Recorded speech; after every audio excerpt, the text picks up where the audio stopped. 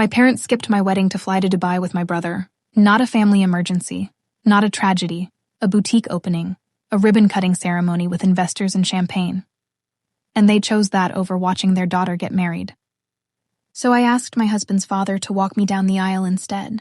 He said yes before I finished the sentence. He went to 3 different stores to find a tie that matched my flowers. And on the morning of my wedding, he straightened his shoulders at those doors, placed my hand on his arm, and walked me down like I was the most important person in that building. The documentary crew filmed every single second of it. We posted it, not for revenge, not for attention, just because it was ours, and it was real, and it was beautiful. 14 million people watched it in 1 week, and 4 days after it went viral, my phone showed 93 missed calls. From my parents, the same 2 people who were posting Dubai sunset photos while I stood in a bridal suite, in my wedding dress, with no father in sight. 14 million strangers saw exactly who showed up for me that day. And that is the only reason my mother now leaves a voicemail every single Sunday, on a phone I no longer rush to answer. Stay with me, because this story starts 2 weeks before that wedding, with a phone call I never should have picked up. My name is Tori, and for 31 years, I was the invisible child. Not unloved exactly. That's the part that makes it complicated. That's the part that kept me confused for 3 full decades. My parents weren't cruel people. They didn't forget birthdays or miss school plays on purpose. They simply had a compass. And that compass always pointed toward my brother Preston. Preston was the golden one, the charming one, the one whose failures got reframed as learning experiences and whose dreams got funded without a single question asked. When Preston dropped out of college his junior year to explore entrepreneurship, my father flew out to meet him and called it brave. When I graduated with honors 2 years later, full scholarship, dean's list, my parents sent flowers and a card. They couldn't make the ceremony. Preston had a pitch meeting in Austin that weekend. I told myself it was fine. I understood. That word, understood, became the load-bearing wall of my entire childhood. Every missed recital, every holiday cut short, every phone call that somehow circled back to Preston's latest venture. I understood. I was the stable one, they said, the strong one, the one who didn't need as much. And I believed them. For 31 years, I believed that needing less was the same thing as being loved enough. Then I met Liam. Liam Carter walked into my life at a friend's backyard cookout on a humid July evening, holding a plate of food he'd made for a stranger, me, because he noticed I'd been standing in line for 20 minutes and never made it to the front. That was Liam. Quietly observant, quietly kind. His family was everything mine wasn't. His father, Raymond, was a broad-shouldered, soft-spoken man who coached Little League on weekends and remembered the names of everyone his kids ever dated. His mother, Janet, was the kind of woman who pressed a warm mug of tea into your hands before you even realized you were cold. The first time I had Sunday dinner at their house, I cried in my car afterward for 20 minutes. Not from sadness, from something I couldn't name at the time. I know now what it was. It was grief. For every Sunday dinner I'd spent feeling invisible in my own home. Liam proposed on a Tuesday morning, in our kitchen, in our pajamas. No grand gesture, no audience. He just slid a ring across the breakfast table and said, "I want you to be my family." I said yes before he finished the sentence. We set the date 14 months out. I wanted time. I wanted everything to be right. Not extravagant, just ours. A venue with string lights and wildflowers, a dress with long sleeves and a low back, and a documentary crew because Liam's cousin worked in film and offered to capture the day as a wedding gift. A real, honest, documentary-style record of everything. We said yes, not thinking much of it. We had no idea what that camera would eventually show the world. The fittings, the tastings, the seating charts. I handled most of it with Janet at my side. My own mother was busy. Preston's Dubai boutique, a luxury clothing concept he'd been developing for 2 years, was consuming every ounce of my parents' energy and attention. I understood, I told myself. I understood. 12 days before the wedding, I was standing in Janet's living room. She was carefully pinning my mother's antique lace veil into my hair, a veil my mother had worn at her own wedding, had passed down to me with what I thought was meaning. When my phone lit up on the coffee table, Mom, I should have let it ring. 31 years of conditioning answered for me. Tori, honey. No hello. No how's the veil fitting. Just the voice I'd spent a lifetime rearranging myself to please. Your father and I have talked this through. Preston's boutique launch falls on your wedding weekend. The investors are flying in from 4 countries. He needs us there. We're going to Dubai. I stood perfectly still. The veil felt suddenly very heavy. What about my wedding? I heard myself say. My voice came out like it belonged to someone else. Someone very far away and very young. Tori, don't be dramatic. You have Liam's whole family there. We'll do a dinner when we're back and somewhere really nice. Preston needs his family right now. Preston needs his family. Not, you are our family. Not, you need us too. Just, Preston needs. And Tori will understand. Okay, I said. And I hung up. Janet set down the veil pins. She didn't say a single word. She walked across the room and held my shoulders, both hands firm and steady, and she just held me until I could breathe again. I didn't cry. I'd spent so many years training myself not to cry over them that the tears had learned to stay.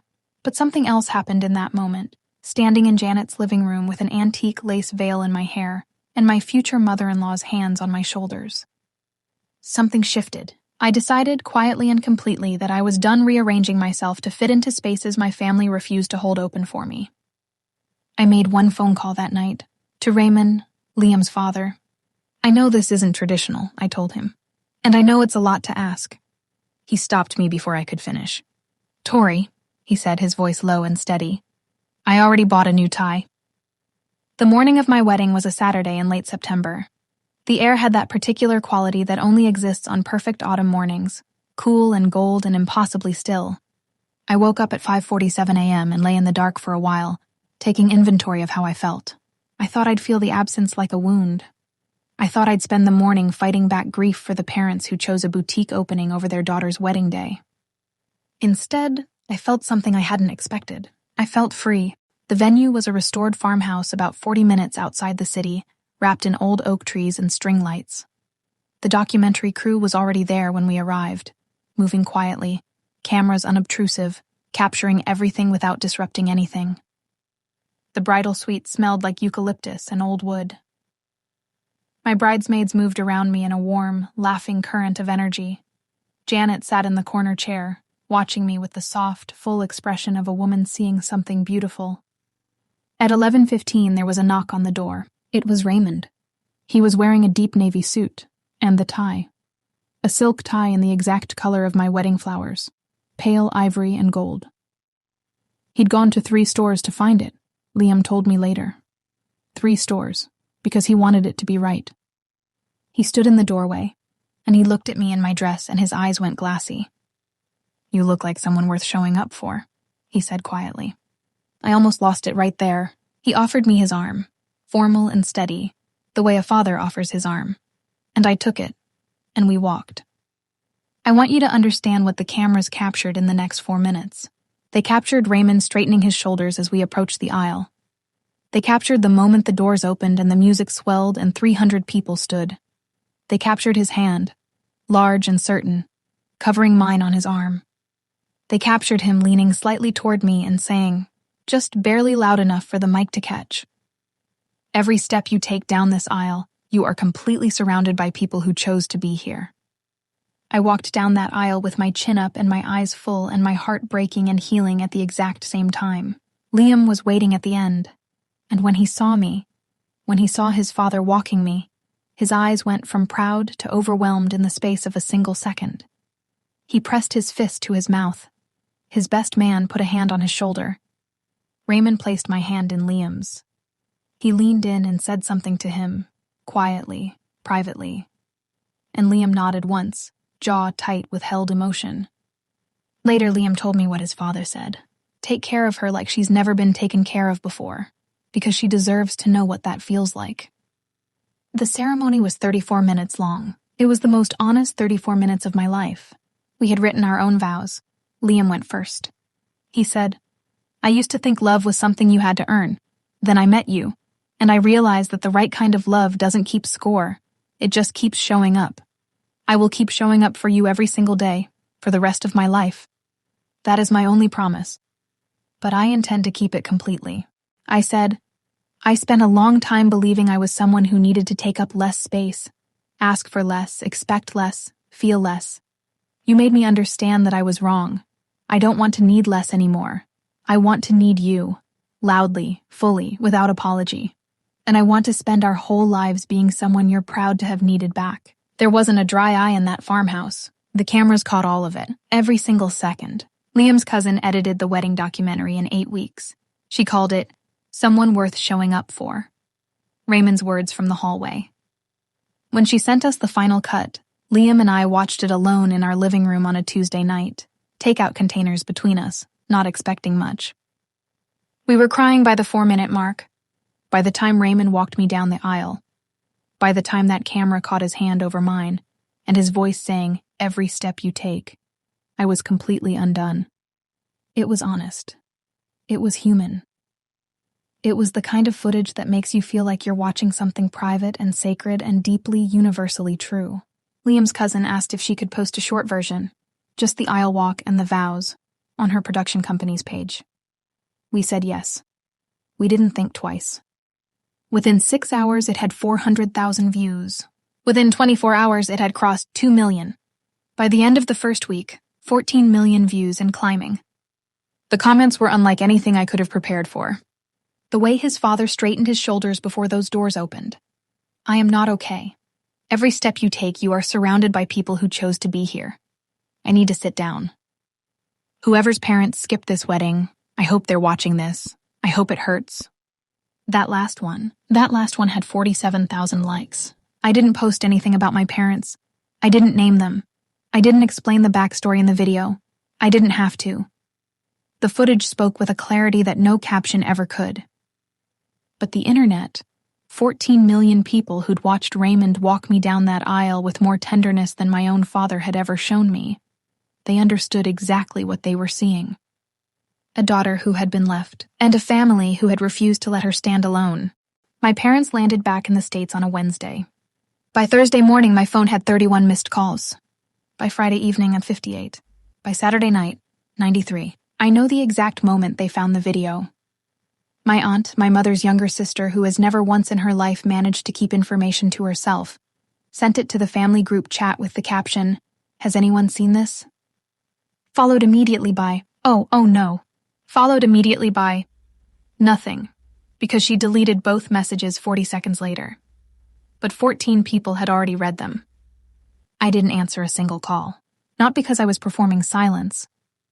Not because I was constructing some elaborate punishment. I didn't answer because for the first time in 31 years I genuinely had nothing to say.